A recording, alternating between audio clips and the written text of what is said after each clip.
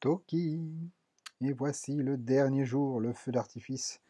Nous allons enfin conclure notre série. Sitelen Tawanila Mimute Lipini. Nous finissons cette vidéo, cette série de vidéos en fait. On va plonger un petit peu dans du vocabulaire, mais on va surtout voir les quelques synonymes qui existent en Tokipona. Alors, il y en a assez peu. Notamment, on a vu précédemment, on a vu ale, qui a pour synonyme ali.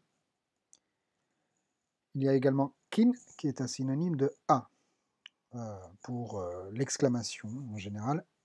Sauf qu'on va pas faire kin kin kin quand on rigole, mais on va faire a a a, et kin, c'est en général dans la communauté, c'est plutôt utilisé pour dire ah en effet, effectivement, ou ah oui en fait. C'est une utilisation qui n'est pas l'utilisation officielle, mais voilà, ça vient avec l'usage. De la même manière, on a lookin qui a pour synonyme oko. Et à titre personnel, mais c'est vraiment ça ne regarde que moi, encore une fois, hein, vous n'êtes pas obligé de suivre ce conseil. Moi j'utilise oko pour œil et lookin pour voir, tout simplement parce que les racines me parlent plus.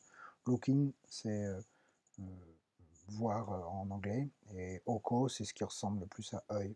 Mais bon, c'est vraiment extrêmement personnel comme interprétation. Et de même, il y a un synonyme à sin, donc qui veut dire nouveau, ajout, extra, frais, qui est namako. Et moi, j'utilise namako pour dire extra plus que sin. Sin, c'est nouveau. Par exemple, un nouveau venu, c'est yan sin, ça s'appelle yan namako. Et namako, pour moi, c'est plus le sel, le piment, le poivre qu'on rajoute, le condiment qu'on rajoute. Mais c'est vraiment, voilà, c'est une interprétation qui n'a rien d'officiel. Un petit vocabulaire. Donc, mou.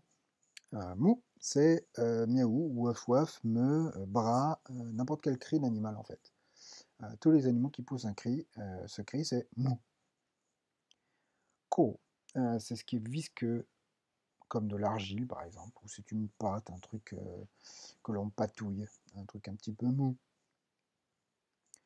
Kole, c'est la couleur, ou coloré. Quand on ne sait pas de quelle couleur c'est, on va demander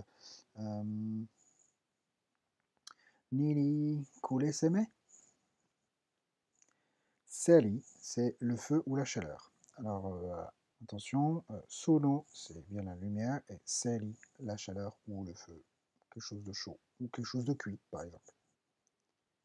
Sero, c'est très proche de seli, mais ça n'est pas du tout la même chose. Sero, c'est l'enveloppe, la peau, ou bien les limites, les bornes de quelque chose. Moi, comme moyen mnémotechnique, j'utilise cello comme cellophane, c'est l'enveloppe, où on scelle une enveloppe, cello. Sike, c'est le cercle, tout d'abord, le rond. La balle ou le ballon, donc la sphère, hein, ou bien même l'année, sike, comme un cycle, sike.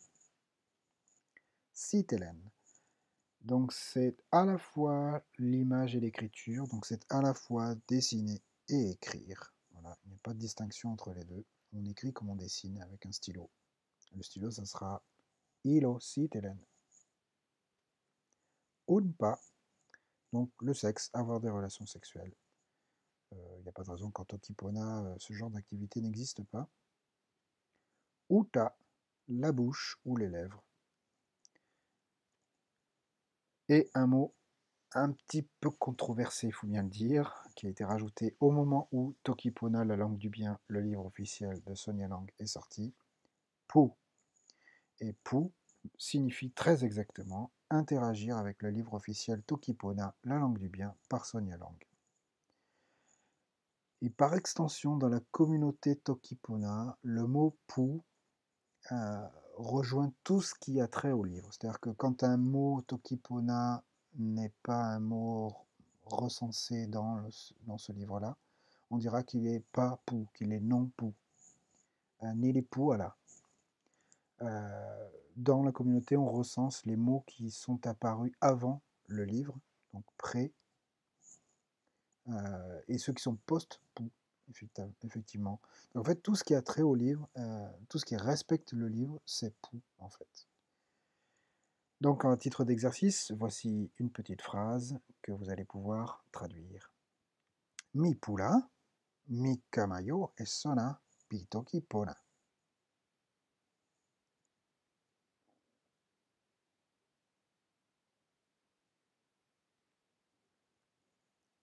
Mi pula, hein, c'est le contexte. Eh bien, c'est moi qui interagis avec le livre officiel Tokipona. Si je fais cela, en interagissant avec le livre, si j'interagis avec le livre, mi kamayo, donc je fais venir, je fais rentrer, j'entre en possession. Mi kamayo et sona pi tokipona. Alors pi, hein, ça c'est une vieille leçon, hein, maintenant vous êtes au courant. J'acquiers donc des connaissances à propos de Tokipona, sur Tokipona. Pi Tokipona. Si j'avais pas eu ce pi, par exemple, on aurait dit Sona Tokipona, ça aurait été des connaissances sur le langage, la parole, qui serait bonne, qui serait bien, ce qui n'est pas la même chose. Nous arrivons donc à l'ultime règle de Tokipona, celle qui est probablement la plus importante. Voilà, Tokipona c'est une langue vivante. C'est une langue dans laquelle beaucoup de choses ne sont pas arrêtées, en fait. Beaucoup de choses sont laissées libres à l'interprétation des locuteurs et des auditeurs. Et donc, il faut faire preuve de créativité. N'hésitez pas à inventer de nouveaux mots composés, à inventer de nouvelles manières de décrire le monde et l'univers qui vous entoure. Et espérez ou priez que les gens qui sont en face de vous vont comprendre ce dont vous voulez parler. Et il y a parfois une espèce de joie un petit peu, une étincelle de joie qui apparaît quand on lit un texte en Tokipona, par exemple, et qu'on comprend le sens qu'a voulu donner l'auteur de ce texte, et à quel point il fait preuve de créativité, ou elle fait preuve de créativité dans cette nouvelle invention. Donc n'hésitez pas. Tenpo nira sina sona et Tokipona. Sina sona e nimi ale pi Tokipona. Sina sona e mute. Niri pona tawami. Sina no kin e siteren tawami. Sina wile sona e mutera. Opu. Mi tawa. Opona mute tawayan ale.